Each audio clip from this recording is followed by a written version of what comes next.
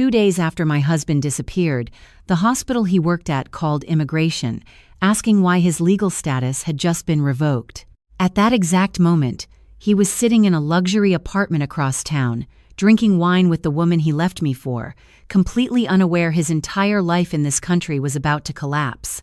I remember staring at my phone when the confirmation email came through, my hands steady, my breathing calm, like I had been waiting for this moment longer than I wanted to admit. Because the truth is, he didn't just leave me. He used me, erased me, and then walked away like I was nothing more than paperwork he no longer needed. If this story speaks to your heart, take a moment to like and subscribe, but only if it truly resonates with you. And tell me where you're watching from and what your local time is right now. I read every single one. My name is Emily Carter. I'm 32 years old, and this was the week my husband disappeared and accidentally destroyed his own life. Let me take you back to where it all started. I met Daniel Brooks 7 years ago at a small medical conference in Chicago, one of those events where everyone is either trying to prove something or become something. He was neither. He was quiet, polite, and completely out of place, standing near the back of the room in a wrinkled shirt, clutching a folder like it was the only thing keeping him grounded. He told me later he had flown in with money he borrowed from a cousin, hoping to find a residency opportunity in the U.S., but not really believing he belonged there. I remember the exact moment I decided to help him. It wasn't dramatic. It wasn't love at first sight. It was simple. He looked at me like I was someone who could change his life, and I believed him. Within 6 months, we were married. Within a year, I had filed every form, paid every fee, and signed every document needed to bring him legally into this country.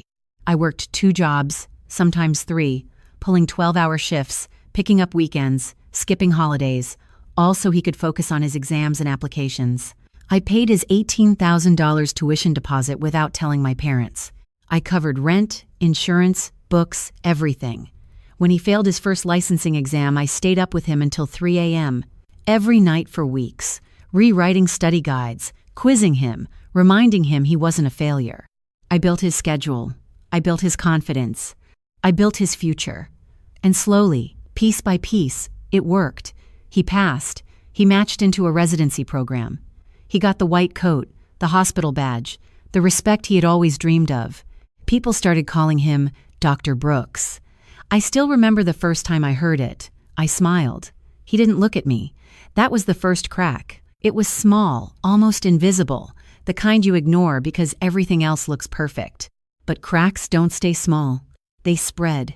At first, it was longer hours at the hospital. Then it was late-night messages he wouldn't explain. Then it was the way he started correcting me in public, like I didn't understand his world anymore. I told myself it was stress. I told myself this was temporary. I told myself love looked like patience. I was wrong. Because somewhere between the life I gave him and the life he started living, I stopped being his partner. I became his past. The shift did not happen overnight. That is what makes it harder to see. One day he still needed me to review his notes, to remind him of deadlines, to help him organize his week. The next, he started saying things like, "You would not understand how this works at the hospital." It was subtle at first, wrapped in exhaustion, hidden behind long shifts and new responsibilities. But I noticed the details. I always notice details. His phone started facing down on the table. He began stepping out to take calls, even when we were in the middle of dinner. When I asked who it was, he would say, "Just a colleague," and change the subject before I could ask anything else. I told myself it was nothing. I told myself I was being insecure. I told myself this was what growth looked like. But growth does not make you feel invisible in your own home. One night, I waited up for him until almost 1 in the morning. I had made dinner hours earlier, something simple, grilled chicken, rice, vegetables, the kind of meal we used to share while talking about his future. The food sat cold on the table, untouched. When he finally walked in, he did not apologize. He did not even look surprised to see me awake. He just loosened his tie and said, "I already ate. That was it. No explanation, no eye contact." Just a statement that erased the effort I had put into that night. I remember standing there, my hand still resting on the back of the chair, realizing something had changed in a way that could not be undone. A week later, I saw her name for the first time, Sophie. It was a notification that lit up his phone while he was in the shower. I was not trying to snoop. I was not that person. But when a message appears on a screen in your own kitchen, you see it. Dinner tomorrow was fun. You deserved it. There was a smiley face at the end. I stared at that message longer than I want to admit. Not because of what it said, but because of how casual it felt. Like I was not part of the equation anymore. When he came out of the shower, I asked him directly, "Who is Sophie?" He did not panic. He did not stutter. He just dried his hair with a towel and said, "She is a coworker. We had a group dinner after shift. That was all." His voice was flat, controlled, practiced. And that is when I understood something I wish I had seen earlier. This was not new. I was just the last to notice. Over the next few weeks, everything accelerated. He stopped asking about my day. He stopped sitting next to me on the couch. He started sleeping closer to the edge of the bed, like there was an invisible line he did not want to cross. And then came the moment that should have been the end, but somehow was only the beginning. The hospital hosted a small networking event, something casual, just staff and their partners. He told me about it at the last minute, like an obligation. I went anyway. I wore the navy dress he once said made me look confident. I remember standing in that room, watching him across the floor, laughing in a way I had not seen in months. He was standing next to her, Sophie. She was younger than me, effortlessly comfortable, the kind of person who belongs in every room without trying. And the way he looked at her was not subtle. It was not hidden, it was open, easy, familiar. Like that was where he felt at home now. No introduction, no acknowledgement. I stood there for a full minute before he noticed me, and when he did, his smile did not change. He just walked over and said, "Oh, you made it," like I was a guest. Like I did not build the life he was now living. That was the moment everything became clear. I was not being replaced. I had already been replaced. I just had not been informed yet. I did not confront him that night. I did not make a scene. I did not pull him aside and demand answers the way people expect you to when your entire world is quietly collapsing in front of you. Instead, I stayed exactly where I was, holding a glass of sparkling water I had not touched, watching the two of them move through that room like they had already decided their future. He introduced her to other colleagues. He laughed at her jokes. He leaned in when she spoke, like every word mattered. I had not seen him look at me like that in over a year. At one point, someone asked how long they had known each other, and he answered without hesitation. A few months. His voice was easy, natural, practiced. A few months. I did the math in my head without meaning to. A few months meant it started before his residency ended. A few months meant it started while I was still paying his tuition balance. A few months meant I was still working double shifts while he was building a second life I knew nothing about. That was the moment something inside me went quiet. Not broken, not shattered, just quiet. On the drive home, he talked about the event like nothing had happened. He mentioned hospital politics, upcoming rotations, how exhausting everything was. He did not mention her name once. I did not bring it up. I just listened, watching the road ahead, noticing how calm I felt in a way that did not make sense. When we got home, he went straight to the bedroom, said he had an early shift, and closed the door behind him. I stayed in the kitchen. I cleaned dishes that were already clean. I wiped down counters that did not need it. I stood there long after the house was silent, realizing something I should have understood sooner. This was not a mistake. This was a decision, and I had been the only one not involved in making it. The next morning, I opened our joint account. I do not know what I expected. Maybe I thought there would be a pattern I could explain. Something small, something accidental. There was nothing small about it. Several transfers. Thousands of dollars moved over weeks. Rent payments to an address I did not recognize. Charges from places we had never been together. It was all there. Organized, intentional, planned. He had not just emotionally left, he had financially prepared to leave. I sat there at the kitchen table, scrolling through transactions, each one telling a story he never bothered to tell me. I did not cry. I did not call him. I did not even feel angry. Just clear. Completely clear. That afternoon, I drove to the hospital. I told myself I just needed to see it once more, to confirm what I already knew. I walked through the lobby, past the reception desk, past the elevators, to the cafeteria where staff usually gathered between shifts. And there they were, sitting across from each other like it was the most natural thing in the world. no distance, no hesitation, no effort to hide.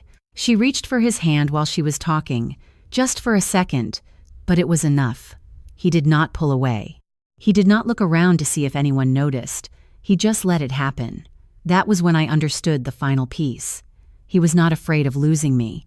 He had already calculated that I would not do anything about it, that I would be patient, understanding, quiet, the same way I had always been. He underestimated one thing. He thought I would react emotionally. He did not realize I would react strategically. That night, he did not come home. There was no message, no explanation, just absence. I sat on the edge of the bed, staring at the empty space where he used to sleep, and for the first time I allowed myself to say it out loud. He is gone. And strangely, that was the moment I felt the strongest I had in years. Because if he was gone, then everything he built on top of me was still connected to me. He just forgot that part, and I was about to remind him. The next morning, I woke up before my alarm, not because I had somewhere to be, but because my mind had already started moving. There was no panic, no confusion, just a quiet, steady clarity that settled in my chest like something final. I made coffee the same way I always did, measured, routine, controlled, and sat at the kitchen table with my laptop open. His absence was loud, but it did not shake me. It confirmed me.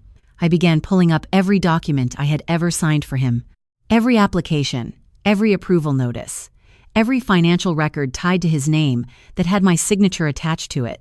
It was all there, organized in folders I had carefully labeled over the years, because I was always the one who handled the details, always the one who made sure nothing fell apart. And that was his mistake. He thought those details no longer mattered. He thought once he had what he needed, the foundation disappeared. It does not. Foundations do not disappear. They collapse everything built on top of them. Around 10 in the morning, I received a message from him. Just one line. I need some space. That was it. No apology, no explanation. No acknowledgement of 7 years. I stared at the message for a few seconds, then placed my phone face down on the table. He still thought this was temporary. He still thought he controlled the narrative. He had no idea he had already lost it. I opened the email thread with our immigration attorney, Michael Reed. The last message was from months ago, confirming his residency status had been finalized under my sponsorship. I read it again slowly, paying attention to the language. Conditional, dependent, sponsor-based. Words that had once felt like responsibility now felt like leverage. I did not rush. I did not type immediately. I took a breath, then another, making sure every decision I made came from clarity, not emotion. Then I wrote a single email. Professional, precise. I informed Michael that my marital status had materially changed and that I needed to review all options regarding my financial and legal responsibilities tied to Daniel's status. I did not accuse. I did not explain. I simply stated facts. Within an hour, he responded asking for a call. I scheduled it for the afternoon. While I waited, I continued going through our accounts. I separated everything that was mine, every payment I had made, every transfer I had covered. I documented it all. Not because I needed proof for him, but because I needed precision for what came next. At 2:30 in the afternoon, I sat in my living room, phone in hand, and answered Michael's call. His tone shifted the moment he understood the situation. Calm, focused, direct. He explained what I already suspected but needed to hear confirmed. Daniel's current status, his employment, his ability to remain in the country, all of it was still tied to the conditions under which it had been approved. Conditions that included me. He asked if I intended to continue supporting that status. I paused. Not because I was unsure, but because I wanted to hear myself say it clearly. No. The word felt steady, final. He did not question it. He simply outlined the next steps. Notifications, filings, timelines, procedures that would begin the moment I gave the authorization. I listened to every detail, not interrupting, not reacting, just absorbing. When the call ended, I sat there for a moment, the room completely still around me. This was the point of no return. Not emotional. Structural. Everything after this would move forward on its own. I picked up my phone again, opened the message he had sent earlier, and read it one more time. I need some space. I almost smiled, because what he did not understand was that space was exactly what I was about to give him. Complete, permanent, and entirely outside of his control. I dialed the number Michael had provided for the next step, the one that would initiate everything. My finger hovered for less than a second before I pressed call. I did not hesitate. I did not second guess. I simply followed through. Because he thought walking away made him free. He forgot I was the one who made it possible for him to stay. The call lasted less than 3 minutes. That was all it took to begin undoing everything I had spent years building. The woman on the other end of the line spoke in a calm, procedural tone, asking for confirmation, verifying details, walking me through what would happen next. I answered each question clearly, without hesitation, like I was reading from a script I had memorized long ago. When the call ended, there was no dramatic shift, no immediate consequence, no visible change in the world around me. The apartment was still quiet. The coffee on the table had gone cold. Outside, cars passed like any other afternoon, but something had already started moving beneath the surface. Systems do not need noise to work, they just need a trigger. 2 hours later, my phone buzzed. Not from him, from Michael. Everything has been filed. His message was brief, efficient. Processing has begun. That was the first confirmation. The second came the next morning. I was standing in line at a grocery store, holding a basket with things I did not really need, when my phone lit up with his name, Daniel.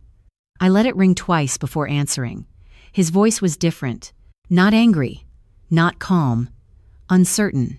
"Emily," he said, "what did you do?" There was a pause after the question, like he was hoping I would fill it with something that made sense to him. I did not. I just asked, "What are you talking about?" He exhaled sharply. "The hospital contacted me this morning. There is some issue with my status. They said there has been a change." His voice tightened slightly on the last word. Change. I leaned against the cart, watching the cashier scan items in front of me. "That is strange," I said quietly. "You should probably look into that." Another pause. Longer this time. Then his tone shifted. "Emily, this is serious. I could lose everything." The words hung there between us, heavy with a realization that had come too late. I did not raise my voice. I did not rush my response. I simply said, "You already did." Silence. Complete. Absolute. For a few seconds, I could hear nothing on the other end of the line. Then he tried again, this time softer. "I did not mean for things to happen like this." I almost laughed, but I did not give him that. Instead, I looked down at the receipt printing slowly from the machine and said, "Things do not just happen, Daniel. People decide them." And then I hung up. That afternoon, the messages started coming in. First from him, then from numbers I did not recognize. Then from Sophie, short messages at first, confused, urgent, asking what was going on, asking me to call, asking me to explain. I did not respond to any of them. I did not need to. Everything that needed to be said was already in motion. By the second day, the tone changed. The confusion turned into pressure, then into something closer to panic. His messages became longer, less controlled. He mentioned his job, his supervisor, meetings he had been called into, questions he could not answer. Words like review and suspension started appearing. Sophie stopped messaging entirely. I did not ask why. I already knew. When your life is built on something unstable, the moment it shifts, everything connected to it starts to crack. That evening, I sat in the same chair where I had made the call, scrolling through the silence that followed. No more messages. No more missed calls. Just stillness. And for the first time in a long time, it felt like mine. I was not waiting for him. I was not wondering what he was doing. I was not trying to understand something that no longer needed understanding. I had already seen it clearly. He thought leaving me would simplify his life. He thought removing me from the picture would remove the consequences of how he got there. But life does not work that way. You do not get to erase the person who built your foundation and still expect the structure to stand. And somewhere across the city, in an apartment I once paid for without knowing it, he was finally learning that. 2 weeks later, the apartment felt different.